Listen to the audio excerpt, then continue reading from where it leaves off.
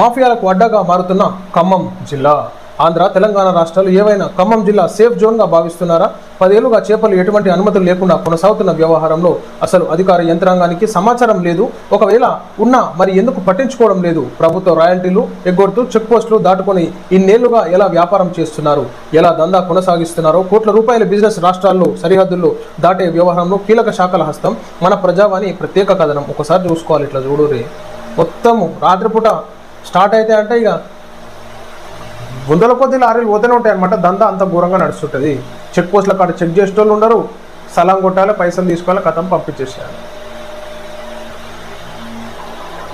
ఆంధ్రప్రదేశ్ రాష్ట్రంలోని కాకినాడ పోర్టు నుండి తెలంగాణలోని ఖమ్మం జిల్లా మీదుగా సూర్యాపేట ద్వారా అటు హైదరాబాద్కు ఇటు కర్ణాటకకు చేపల వ్యర్థాలను ఎటువంటి అనుమతులు లేకుండా భారీ కంటైనర్లతో ఆ పరిమితికి మించికి నిత్యం రవాణా చేస్తున్న వ్యవహారంలో అనేక శాఖలు అధికారులు అండదండలు పుష్కలంగా ఉన్నాయనే ఆరోపణలు వినిపిస్తున్నాయి.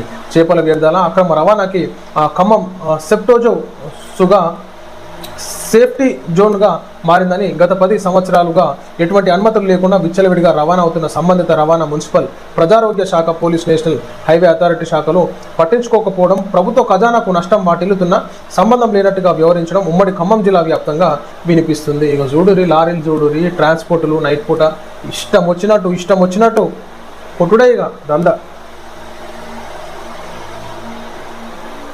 దయచేసి అధికారులు స్పందించాలి. అధికారులు స్పందించకపోతే అధికారుల మీద కూడా యాక్షన్ తీసుకోవాలి. లేదంటే ఉద్యోగాలు ఇచ్చిపెట్టి పోరి, కొత్త అధికారులన్నీ వస్తారు.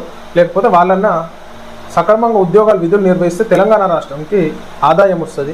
ఈనాడు ఆర్థికంగా క్షీణించిపోతుంటే ఇటువంటి అధికారుల వల్లే, నిద్రమత్వ అధికారుల వల్ల తెలంగాణ రాష్ట్రం ఆగమగం అవుతుంది.